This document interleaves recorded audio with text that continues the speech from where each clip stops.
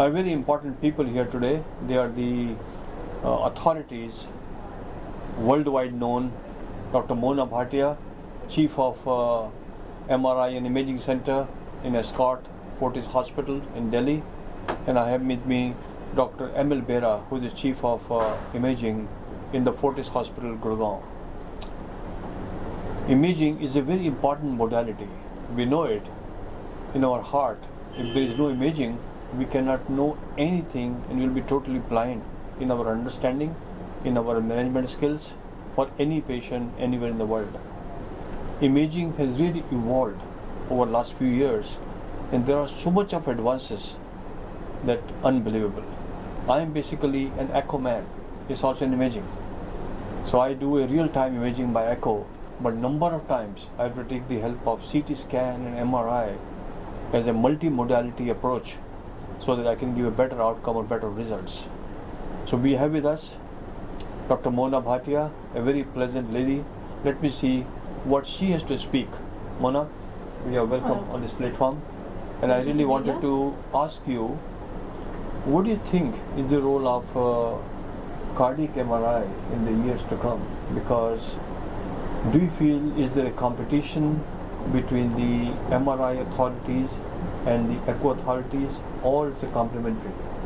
And I'd like you to narrate some situations where echo could not pick up, but MRI did. Mona. So echo definitely remains the cornerstone for imaging, because there is no way that we can do as many MRIs as we can do echoes. If you talk about a stadium full of people, then the total number of echoes that can be done is maybe about 200 times in the same time as we would do MRIs in a single day. So there is no question that MRI can never replace echo because of the facility being available on the bedside, being very fast, rapid, cheap, and available 24/7 in most institutions. When you talk about cardiac MRI, it's definitely got a very limited availability. It has a limited number of institutions that are doing it, and also the number of staffing that is required is different. The kind of clinical acumen required is different. So it's not something that can replace echo at any given point even today. As far as cardiac MR is concerned, the big advantage that cardiac MR today has is that it can assess the myocardium, something that echo could never do and no other modality could do to the same level of spatial resolution that we have with MRI. So MRI can actually assess and characterize your myocardium, which is where it is really important, particularly in a country like ours where we have tuberculosis, we have infections, we have myocarditis, we have little children who are less than 1 month old, have an upper respiratory tract infection, come with a heart that is dilated, working at 10% its value, and then in these situations we really need to look at the myocardium. If we can check for myocarditis and give them the immunoglobulins before we can even get the blood tests and have it approved on that, then it really makes sense, because we've saved that child and that saved that child's heart from any consequential damage.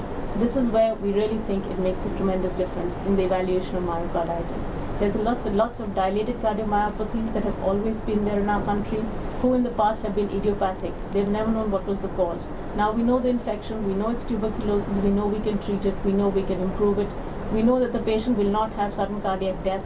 So all that can now be evaluated and averted. So that's where we really need to look at it. There's a lot of cardiologists who come and say, I can handle the coronary artery disease, I can handle the ischemia. What I can't handle is my patient dying because of sudden cardiac death. Can I prognosticate that patient? Can I know which patient will have it? And that's where I think it makes a tremendous difference. If we can prognosticate the patients who have a chance of sudden cardiac death, what we need to do to prevent it. So that's where it's important. So I think Mona has given a very important insight that MRI has a huge potential in identifying the myocardial disease, whether it's an inflammatory disorder or a degenerative or a ischemic disorder. And the Mona was very emphatic on it, that it is not only a diagnostic modality but also a prognostic modality and help us in the appropriate therapeutic intervention. Mona, I have one more question to you. I think we see these days a lot of CT angios, and we know there are a lot of radiations given by the CT angio. And when I say a lot of radiation, means some people are more sensitive even to a small dose, and most of our population is CKD. They have underlying diabetes or hypertension, and they are highly vulnerable to have a contrast nephropathy even with a small dose. So dose is not a criteria. It is a sensitivity of an individual which is the criteria for creating more nephropathies. I would like to ask you, is there MR angio in pipeline for coronaries, or it's not feasible and it's not practical in the years to come? What are your viewpoints on this? It's definitely in the pipeline. We have it in the future for sure. At present, what we can assess is the proximal segments of most of these arteries. So proximal coronaries can be evaluated, their origins. That part we can evaluate even today fairly well. But we still haven't reached the level of sensitivity and the spatial and temporal resolution that CT angiography as a non-invasive modality has reached in the evaluation of coronary stenosis. But for sure, MR will definitely pave the way forward for this if we're talking about no radiation. We see a lot of renal artery stenosis in elderly patients, especially those who are diabetics. They have angiopathies, they have a microangiopathy or middle vessel involvement or a large vessel involvement, and they are already in CKD. So, as a clinician, I feel MR angio of the renal vessels should be superior as compared to CT angio for the renal vessels. What's your opinion on this? For In sure. setting of a CKD. For sure. The renal vessels can be very well assessed without any contrast on MR. So MR has the capability to evaluate vasculature without any contrast. So that way, as far as all vessels other than the coronaries are concerned, MR can evaluate most vessels without any contrast. And in the event of a CKD or in patients who have even disturbed renal functions even mildly, we definitely prefer the MR angiography to the CT. I think it's very important the message given by Mona Bhatia that MR angio is going to be the future, though it is very well validated, of angios in the coronary, angios in the renal vessels or aorta, or angio of the carotid or peripheral vessels. But so far as the coronary is concerned, it is only confined to the proximal part of the coronary vessels. But in the years to come, as the technology evolve, maybe CT angio may be replaced by MR angio. That will be a revolution. Thank you, Mona, for your nice comments. Pleasure being We have with us Dr. M.L. Vera. I know him for the last many years, and he is a very good academician and a authority par excellence in the imaging. Dr. Vera, you are doing a lot of angios, CT angios, and advances in CT. Does it really help in last 3 years? Is there any change in doing the CT technology, especially assessing the coronary arteries or other vessels which are leading from the heart to the brain? Yeah, there is a lot of changes taken place. So far the equipment is concerned. Now we have got multi-detector scanners above 250 slice and 320 slice, where in single acquisition can take the imaging. So in this case we have reduced our radiation dose tremendously, almost 80% reduction in radiation dose. Now dual energy CT scanners can do coronary angiogram even less than 1 millisieverts. My machine, I have got 256 slice from Philips. Invariably I am doing at less than 2 millisieverts, which is tremendous achievement. If I will go back 5 years back to the 64 slice when I started at Apollo, almost 8 to 12 millisieverts was the radiation dose. So almost 80% radiation dose we have reduced. This is the one technological breakthrough I can say in reducing the radiation dose. So far image quality is there. Certainly we have improved a lot.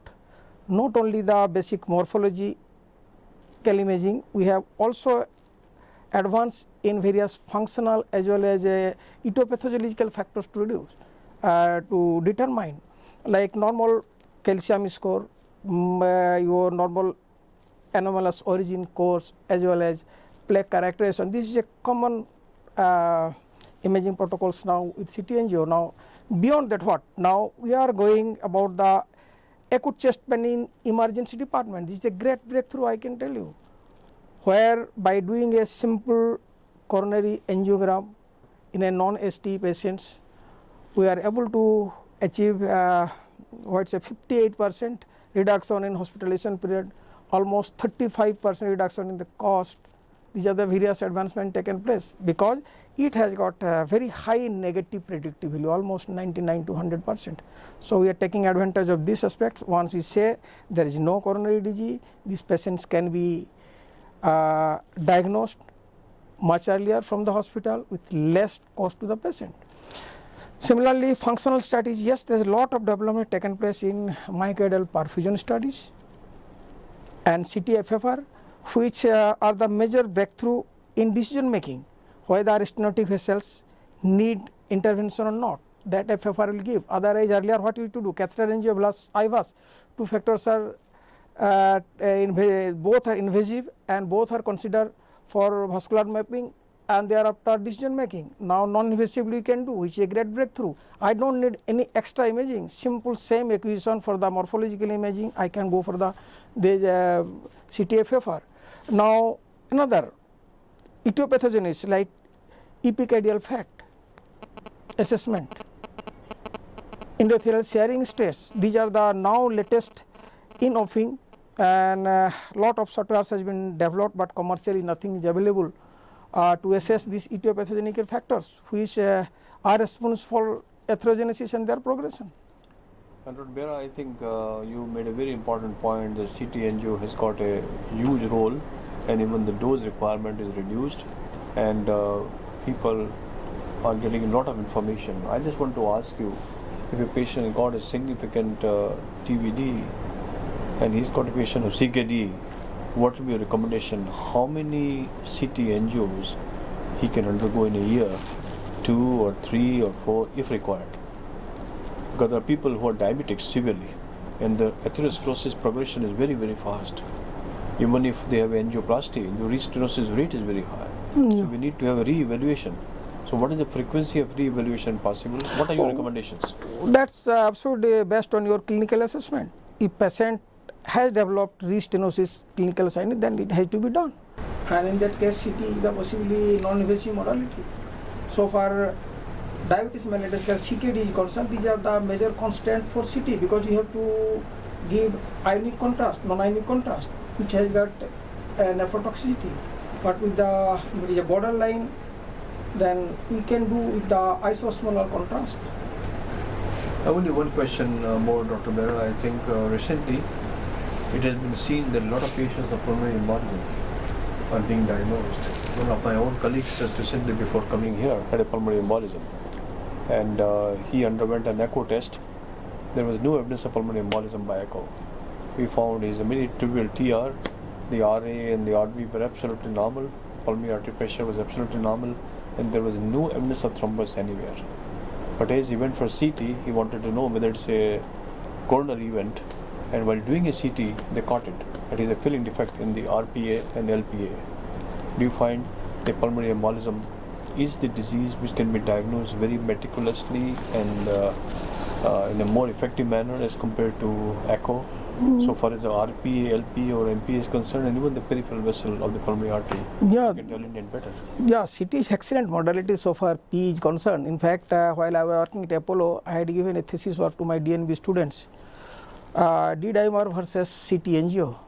So we found lot of patients where D-dimer are negative, still we could get the pulmonary in chest pain. And even also with the present CT scanners, even tertiary vessels, smaller embolism we can detect. The second question I really want to ask that this patient who is one of our doctors who had a pulmonary embolism in the RPA and LPA, and we put this patient on heparin. He was in All India Institute of Medical Sciences, and after giving heparin, there was a little debate. We had to reassess whether there is a dissolution of the thrombus or not. We did an echo and we found echo was almost normal. There was nothing much in the echo to say. But the debate was, should he go for CT angio or should he go for ventilation perfusion scan? And ultimately the patient decided himself. He's a doctor, he's a cardiologist. He said, no, I'll prefer to go for ventilation perfusion scan. And when the ventilation perfusion scan was done in the nuclear center, it was absolutely clear. So he presumed that there is no need for going for a CT because he was scared of the radiation. What's your view on this? No, now you see, with the modern dual energy CT scanner, we can do ventricular perfusion studies as well as CT angio simultaneously with the iodine value whatever is there.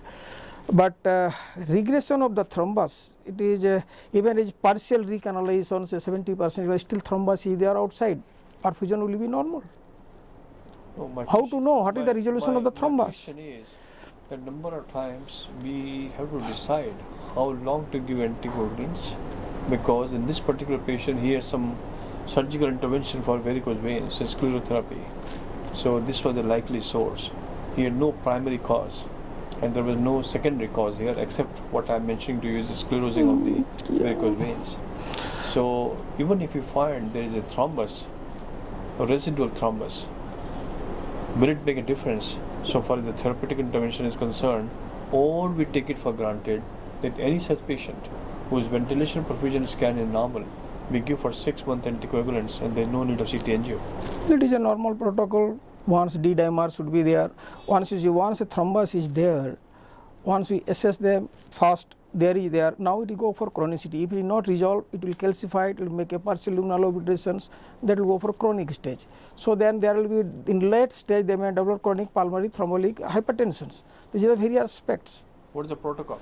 Should we or should we not subject this patient for CT angio?